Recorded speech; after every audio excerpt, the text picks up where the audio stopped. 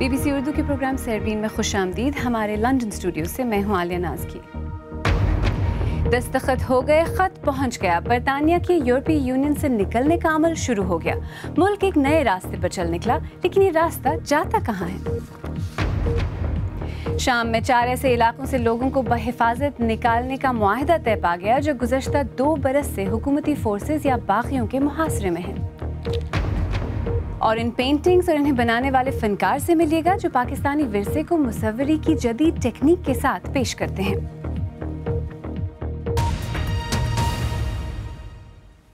برطانیہ کی وزیر اعظم ٹریزا مے نے یورپی یونین سے نکلنے کا عمل شروع کرنے کے لیے جس خط پر دستخط کیے تھے وہ خط برسلز میں یورپی کونسل کے صدر ڈونلڈ ٹسک کو پہنچا دیا گیا ہے. لسبن معاہدے کے آرٹیکل 50 کے تحت اس آفیشیل نوٹس کے ملنے کے بعد برطانیہ کا یورپی یونین سے نکلنے کا عمل باضابطہ طور پر شروع ہو گیا ہے. یورپی یونین کو چھوڑنے کا فیصلہ برطانوی عوام کی اکثریت نے گزشتہ برس ہونے والے ایک ریفرینڈم میں کیا تھا. تفصیل بتا رہے ہیں اطہر کاظمی. 4 دہائیاں پہلے برطانیہ یورپی کمیونٹی کا ممبر بنا تھا. آج سے برطانیہ کی رکنیت ختم ہونے کا عمل شروع ہو گیا ہے. اس معاملے پر کئی برسوں سے جاری بحث کو ختم کرنے کی نیت سے سابق وزیر اعظم ڈیوڈ کیمرن نے 2013 میں اعلان کیا تھا کہ برطانوی عوام یورپی یونین کا حصہ رہنے یا نہ رہنے کا فیصلہ کریں گے.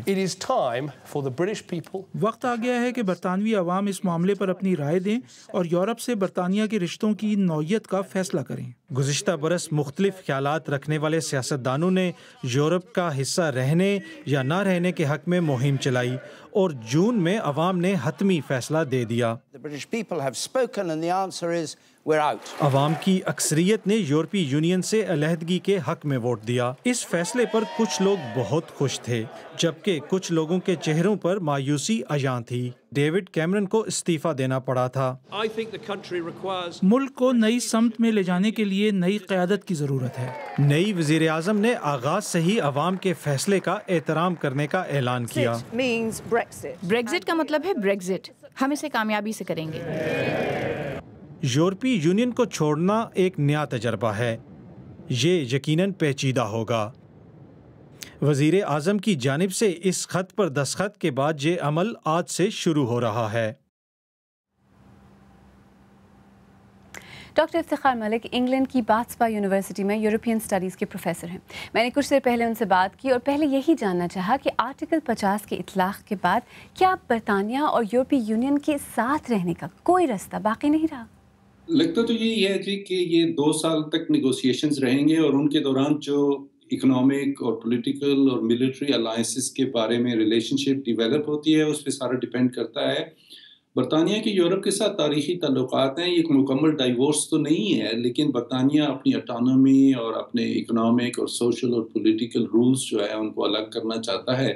تو اس لحاظ سے تو یہ ایک بہت امپورٹنٹ ڈیولپمنٹ ہے. لیکن ساتھ ہی ساتھ ان اگلے 2 سال کے نیگوسیشنز پہ ڈیپینڈ کرتا ہے کہ برطانیہ کس حد تک اپنے آپ کو EU کی ابلیگیشن سے ایکسٹریکیٹ کرتا ہے اور کس حد تک اپنے نئی جو ہے انڈیویجول کنٹریز کے ساتھ ریلیشن شپ ڈیفائن کرتا ہے. ڈاکٹر افتخار ملک سے ہم نے اس معاملے کے دوسرے پہلوؤں پر بھی بات کی ہے لیکن اس سے پہلے آئیے یہ دیکھتے ہیں کہ یورپی یونین سے انخلا کے آرٹیکل 50 کے تحت اتحاد سے برطانیہ کے نکلنے کا عمل کن کن مراحل پر مشتمل ہوگا. تفصیل کے ساتھ کاشف قمر. آرٹیکل 50 کے اطلاق کے بعد برطانیہ کو 2 برس میں انخلا مکمل کرنا ہوگا. اس نہایت پیچیدہ طریقہ کار کو پہلے کسی نے نہیں آزمایا. سب سے پہلے یورپی اتحاد کے باقی تمام 27 ملکوں کے سربراہان حکومت پر مشتمل یورپی کونسل کو انخلا کے مذاکرات کے رہنما اصولوں کی منظوری دینا ہوگی اور ان کی روشنی میں یورپی کمیشن برطانیہ کے ساتھ مذاکرات کرے گا. ان مذاکرات میں 43 برس کے دوران کیے گئے تمام معاہدوں اور سمجھوتوں کا جائزہ لے کر فیصلے کیے جائیں گے. تجارت شاید سب سے پیچیدہ معاملہ ہے جس پر پورے یورپ میں 30 سے زیادہ ملکی اور علاقائی پارلیمان کا اتفاق رائے بھی ضروری ہوگا. کئی ملک شاید اس پر اپنے اپنے ریفرینڈم بھی کرانا چاہیں. کمیشن اور برطانیہ میں طے پانے والے معاہدے کا مسودہ حتمی منظوری کے لیے یورپی کونسل کو بھیجا جائے گا جہاں یورپی اتحاد کے کم سے کم 20 ایسے ملکوں کی حمایت لازمی ہوگی جو اتحاد کی کم از کم 65% آبادی کی نمائندگی کرتے ہوں. یہاں سے یہ معاہدہ توثیق کے لیے یورپی پارلیمنٹ جائے گا جہاں سادہ اکثریت ہی درکار ہوگی. لیکن اگر اگلے 2 برس میں یہ سب نہ ہو سکا تو پھر مذاکرات کی مدت میں توسیع ممکن تو ہوگی لیکن صرف اور صرف تمام 27 ارکان کی منظوری سے. بصورت دیگر برطانیہ بلا کسی معاہدے کے اتحاد سے بزور الگ کر دیا جائے گا. یورپی یونین کے ساتھ ساتھ برطانیہ کے لیے بھی مستقبل کچھ غیر یقینی ہے اور اسکاٹ لینڈ میں تو آزادی کے دوسرے ریفرینڈم کی بات ہو رہی ہے. کہیں اب علیحدگیوں کا ایک سلسلہ تو شروع نہیں ہو جائے گا؟ میرے اس سوال کے جواب میں ڈاکٹر افتخار ملک کا کہنا تھا. اس پہ 2 عوامل ہیں. ایک تو یہ ہے کہ جب تک جرمنی اور فرانس اس میں کمیٹڈ ہیں، وہ چونکہ فاؤنڈنگ ممبرز ہیں سیکنڈ ورلڈ وار کے بعد، اگر وہ چاہیں گے تو یہ EU کا الائنس جو ہے چلتا رہے گا. لیکن اگر دوسری بات یہ ہے وہاں الیکشنز ہوتے ہیں، الٹرا رائٹ فورسز آ جاتی ہیں جو یورپین یونین سے نکلنا چاہتی ہیں، تو پھر یورپین یونین کا نقشہ مکمل طور پر بدل جائے گا. تو یہ سارا کچھ ڈپینڈ کرتا ہے اگلے چند مہینوں میں فرانس اور جرمنی کے الیکشنز پہ. جی، لیکن برطانیہ کے لیے بھی جو مستقبل ہے وہ تھوڑا انسرٹن ہے نا. اسکاٹ لینڈ میں دوسرے ریفرینڈم کی باتیں ہو رہی ہیں. کہیں یہ ایک علیحدگیوں کا ایک سلسلہ تو نہیں شروع کرنے والی؟ مجھے یہ لگتا ہے کہ جب برٹش گورنمنٹ نے اور فارمر پرائم منسٹر نے ریفرینڈم کا آئیڈیا دیا تھا، ان کے ذہن میں اس کی مختلف انٹینسٹی کو نہیں پراپرلی اسٹڈی کیا گیا کہ اس کے ریجنل امپیکٹ کیا ہوگا، اس کا برطانیہ کی یورپین یونین کے ساتھ جو ایگریمنٹس ہیں ان پہ کیا امپیکٹ ہوگا، اس کے لانگ ٹرم فائنینشیل ریمیفیکیشنز کیا ہوں گے. تو اب یہ اسکاٹ لینڈ جو ہے وہ ایشو میجر ہے. امیگریشن اور بارڈر کنٹرول اس ریفرینڈم کا ایک اہم نقطہ تھا، لیکن پوری طرح سے امیگریشن کو وہ ختم بھی نہیں کرنا چاہتے یہاں برطانیہ میں. تو اگر یورپ سے لوگوں کا آنا بند ہوتا ہے تو کس خطے سے لوگ آئیں گے یا انہیں بلانا چاہیں گے؟ آپ کو کیا لگتا ہے؟ برطانیہ کو اور بلکہ تمام یورپ کو ینگر لوگ چاہیے، اسکلڈ پروفیشنل چاہیے، بلیو کالر ورکرز چاہیے. تو یورپین اکانومیز کو یہ بندے چاہیے. تو میرے خیال میں امیگریشن کا ایشو تو باقی رہے گا. اب برطانیہ کہاں سے یہ افراد لے گا؟ میرے خیال میں سلیکٹیو امیگریشن ہوگی اور اس کے لیے سلیکٹیو کوٹا سسٹم بھی ہو سکتا ہے. ساتھ ساتھ یہ ہے کہ امیگریشن آلموسٹ یورپ کی طرف اور امریکہ میں امپاسبل ہو رہی ہے، کیونکہ اتنا جو پاپولزم ہے نارتھ امریکہ میں اور یورپ میں وہ اینٹی امیگریشن ہے. تو ایک طرف امیگریشن کی ضرورت ہے، دوسری طرف امیگریشن کے ساتھ کے خلاف بہت پاورفل سینٹیمنٹ ہے. تو یہ ایشو جانے والا نہیں ہے اور یہ اس حکومت کے لیے اور آئندہ کی حکومتوں کے لیے بہت بڑا چیلنج ہوگا ٹو کریٹ اے بیلنس. اچھا، اب اگلے 2 سال تک تو مذاکرات ہوں گے. سمجھوتا جو بھی ہوتا ہے، کہ آپ کو لگتا ہے کہ کسی الیکشن یا ریفرینڈم کے ذریعے اسے عوام کے سامنے رکھا جائے گا؟ حکومت تو پہلے بھی یہی چاہتی تھی کہ اس کو پارلیمنٹ میں بھی نہ لے کے جایا جائے. جب ایک دفعہ ریفرینڈم پہ ووٹ ہو گیا جون 2016 میں، اور وہ تو چونکہ کورٹ میں یہ کیس گیا تو کورٹ کی وجہ سے پارلیمنٹ اس میں انوالو ہوئی اور پارلیمنٹ نے ووٹ دے دیا. لیکن لگتا یہ ہے کہ جب پولیٹیکل کنسیڈریشن ہوگی، نیگوسیشنز ہوں گے، ہیگلنگ ہوگی، اس کے بعد اگر کنسنسس ڈیولپمنٹ ہوتا ہے تو میرے خیال میں پارلیمنٹ اس کو اپروو کر دے گی. ڈاکٹر افتخار ملک سے میں نے کچھ دیر پہلے بات کی. آئیے اب دیگر اہم موضوعات پر ایک نظر ڈالتے ہیں. امریکی صدر ڈونلڈ ٹرمپ نے اوباما انتظامیہ کی جانب سے متعارف کروائی گئی موسمیاتی تبدیلی سے بچاؤ کی پالیسی کو ختم کر دیا ہے. اس ایگزیکٹو آرڈر کے ذریعے سابق صدر اوباما کی جانب سے کیے جانے والے 1 درجن سے زیادہ اقدامات کو معطل کر دیا گیا ہے. آسٹریلیا کے 800 میل لمبے شمال مشرقی ساحل پر سمندری طوفان سے سیلاب آنے کا خطرہ ہے. ڈیبی نام کے اس سمندری طوفان کی وجہ سے اب تک نہ صرف متعدد گھر تباہ ہوئے ہیں بلکہ کئی علاقوں میں لوگ بجلی سے بھی محروم ہیں. پاکستان کرکٹ بورڈ نے اسپاٹ فکسنگ کیس میں کھلاڑی محمد عرفان کو 1 سال کے لیے معطل کر دیا ہے. اس کے علاوہ ان پر 10 لاکھ روپے کا جرمانہ بھی عائد کیا گیا ہے. انہیں یہ سزا بکیز کی جانب سے رابطہ کیے جانے پر پاکستان کرکٹ بورڈ کے اینٹی کرپشن سیل کو آگاہ نہ کرنے پر دی گئی ہے. شام میں انسانی حقوق کے لیے کام کرنے والے برطانوی ادارے سیرین آبزرویٹری گروپ کے مطابق وہاں 4 محصور علاقوں سے عام شہریوں کے انخلاء کے لیے معاہدہ طے پایا ہے. تفصیل کے ساتھ سہیل حلیم. یہ معاہدہ شامی حکومت اور باغیوں کے درمیان طے پایا ہے، جس کے تحت حکومتی فورسز کے کنٹرول والے علاقے فوا اور کیفریہ سے عام شہریوں کا انخلاء ہوگا اور اس کے بدلے میں باغی گروپ زبنی اور مادیہ سے شہریوں کو نکلنے دیں گے. اس معاہدے کے تحت لوگوں کو انخلاء کے لیے 1 ہفتے تک محفوظ راستہ فراہم کیا جائے گا. انخلاء کا یہ عمل 4 اپریل سے شروع ہوگا. تاہم دونوں طرف سے وہاں جنگ بندی کا آغاز کل رات سے ہی ہو گیا تھا. اقوام متحدہ کے مطابق ان چاروں علاقوں میں 60,000 سے زائد عام شہری پھنسے ہوئے ہیں.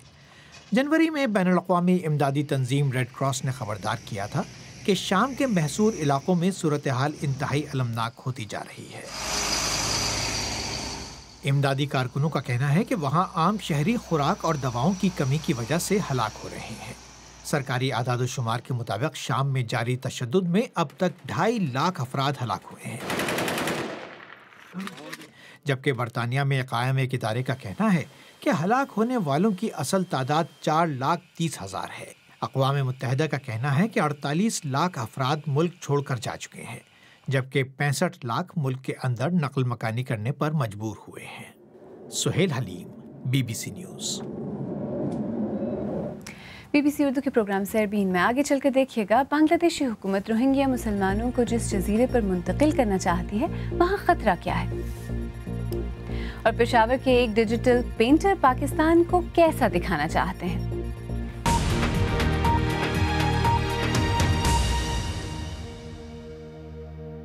BBC उर्दू के प्रोग्राम सरबीन में एक बार फिर खुशामदीद। मैं हूँ आलिया नाज़की। सिर्फ अक्टूबर से अब तक तकरीबन 70,000 रोहिंग्या मुसलमान बर्मा या म्यांमार से फ़रार होकर बांग्लादेश में दाखिल हो चुके हैं। ये उन 5 लाख लोगों में से हैं जिनका दावा है कि उन्होंने रियासत रखाइन में 90 की दहाई से जारी तशद्दुद के हाथों मजबूर होकर मुल्क छोड़ा है। अब बांग्लादेश की हुकूमत इन्हें एक ऐसे जजीरे पर मुंतकिल करना चाहती है जहाँ इससे पहले इंसान कभी आबादी नहीं हुआ। इन इत्तलात के बाद कि इस जजीरे का 2/3 हिस्सा मानसून में डूब जाता है, इंसानी हकूक़ की एक तंजीम ने इस मामले पर खदशात का इजहार किया है। BBC की रिपोर्ट पेश कर रही हैं शमाला जाफरी। इन रोहिंग्या पनाह गुज़ीनों में से अक्सर का कहना है कि उन्हें अपने मुल्क में तशद्दुद का सामना करना पड़ा है। अब ये लोग खलीज बंगाल के करीब बांग्लादेश के मशरकी ज़िले के एक कैंप में रह रहे हैं।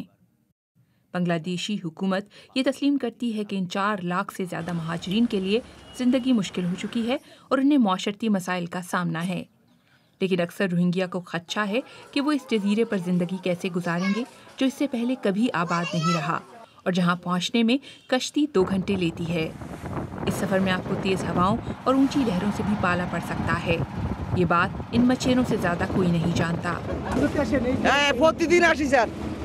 हम यहाँ रोज मछलियाँ पकड़ने आते हैं। मानसून में 1/3 जजीरा पानी में डूब जाता है। 15 दिन से हुकूमत इस जजीरे पर काम कर रही है। यहाँ एक हेलीपैड बनाया जा रहा है और नेवी इलाके का सर्वे भी कर रही है। ये जजीरा 25 साल से ज़्यादा पुराना है और यहाँ अब एक जंगल भी उग चुका है। महकमा जंगलात ने जालियाचार के इस इलाके में 90 की दहाई में काम शुरू किया था। कुछ लोगों का ख्याल है कि रोहिंग्या यहाँ पर रहेंगे, लेकिन एक ज़िले अफसर का कहना है कि इन लोगों को यहाँ से जनूब मगरिब में थिंगरचार के जजीरे पर मुंतकिल कर दिया जाएगा, लेकिन वहाँ ज़मीन अभी नर्म है। महकमा जंगलात ये भी मानता है कि मानसून में जजीरा वाकई 2/3 डूब जाता है। इन लोगों ने यहाँ काम 2010 में शुरू किया था और फिर 2013 में इस जजीरे को जंगली हयात के लिए महफूज इलाका करार दे दिया गया था। इस जजीरे पर रोहिंग्या लोगों को आबाद करने के लिए खासी इंजीनियरिंग करनी पड़ेगी। इसके लिए यहाँ की जंगली हयात, ज़मीन वगैरह का तफसीली मुताला करना पड़ेगा। अगरचे बांग्लादेशी हुकूमत का दावा है कि रोहिंग्या महाजरीन की नकल मकानी से पहले उनकी बुनियादी ज़रूरियात को यकीनी बनाया जाएगा, लेकिन उसका कहना है कि हमें पूरी कोशिश करनी चाहिए कि रोहिंग्या बगैर किसी खतरे के अपने ही मुल्क में रह सकें। हमें जजीरे पर साइक्लोन सेंटर और डैम बनाने पड़ेंगे। इसके अलावा पीने का पानी भी फराहम करना पड़ेगा। लेकिन ह्यूमन राइट्स वॉच का कहना है कि अगर रोहिंग्या को यहाँ भेज दिया जाता है तो उनके हुकूक पामाल होंगे और उन्हें नकलो हरकत, खुराक और तालीम की आज़ादी नहीं मिलेगी। तंजीम के मुताबिक अगर ऐसा होता है तो बांग्लादेशी हुकूमत बैनुल-अक़वामी क़वानीन की खिलाफ वर्जी की मुर्तकिब होगी। क्या आपने कभी सोचा है कि साइंस फिक्शन या साई-फाई पाकिस्तान कैसा होगा? एक ऐसा कमाल का फ्यूजन जिसमें सकाफती विरसा हो पाकिस्तान का और रंग हो जदीद साइंसी दौर के। BBC की नामा निगार हिना सईद ने मुलाकात की इलस्ट्रेटर उमर गिलानी से, जिन्होंने मुस्तकबिल के पाकिस्तान की मंजरकशी की है पाकिस्तान प्लस नामी तस्वीरों की एक सीरीज़ के ज़रिए।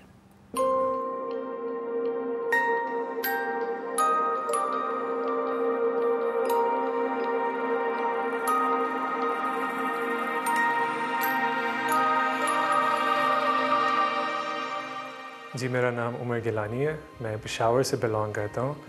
میرا جو ٹریننگ ہے وہ میکینیکل انجینئرنگ میں ہے، لیکن پچھلے 3 سال سے میں ایلسٹریشن اور گرافک ڈیزائن اور کانسیپٹ آرٹ کر رہا ہوں۔ میں بیسکلی یہ دکھانا چاہتا تھا کہ جو پاکستان کا کلچر ہے، جس طرح سے وہ پورٹری کیا جاتا ہے، ہمیشہ بہت نگیٹو ہے، اور نگیٹو اسپیکٹس ہیں صحیح، لیکن ایک پازیٹیو، ایک رونقی، ایک بہت خوش مزاج سائڈ بھی ہے ہمارے کلچر کو، جو کہ بالکل بھی پورٹری نہیں ہوتا، اور میں بس وہی دکھانا چاہتا تھا۔ آئی تھنک دیٹس وہ زیادہ میرے لیے بھی فن ہے کہ میں وہ چیزیں پینٹ کروں رادر دین ڈپریسنگ چیزیں۔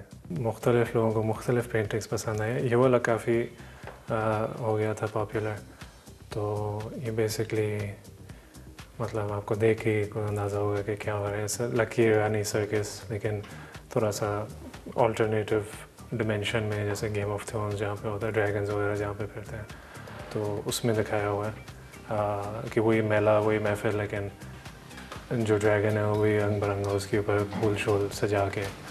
میں جب پشاور میں تھا تو وہاں پہ تو بالکل ہی اسکوپ نہیں تھا آرٹ کا، تو میرے ماں باپ اور جتنے بھی جاننے والے تھے، ایلڈرز وغیرہ، سب کہتے تھے کہ آپ اس کو ایز اے ہابی رکھیں، انجینئرنگ یا میڈیسن پرسو کریں، وہی جو باتیں آئی تھنک سارے پاکستانی نوجوان کو بتائی جاتی ہے، تو وہ کیا میں نے کافی سالوں سے، لیکن میں زیادہ اپنا شوق سے اور زیادہ فوکس اپنے ہابی کو دے رہا تھا اپنے پروفیشن سے، تو میں نے سمجھا کہ یہ کوشش کر لیتے ہیں کہ اس کو اپنا پروفیشن بنا لوں۔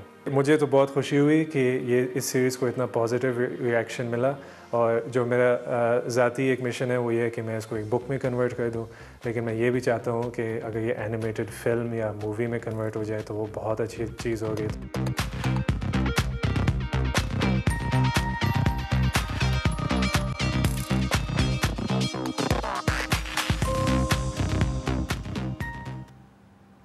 اگر آپ چاہیں تو مجھ سے اور ہماری ٹیم کے دیگر ساتھیوں سے ٹویٹر پر بھی رابطہ کر سکتے ہیں۔ میرا ٹویٹر ہینڈل ہے @عالیہ۔ اس کے ساتھ ہی سیربین اختتام کو پہنچا۔ پروگرام میں پیش ہونے والے موضوعات پر اگر آپ اپنے خیالات کا اظہار کرنا چاہیں تو فیس بک پر ہمارا صفحہ حاضر ہے۔ آپ hamaरे ٹویٹر ہینڈل @BBC اردو کے ذریعے بھی ہم سے رابطہ کر سکتے ہیں۔ کل پھر حاضر ہوں گے، تب تک تازہ ترین خبروں، تجزیوں، تبصروں، تصاویر اور ویڈیوز کے لیے ہماری ویب سائٹ bbcurdu.com دیکھتے رہیے۔ عالیہ ناز کی کو اب اجازت دیجیے۔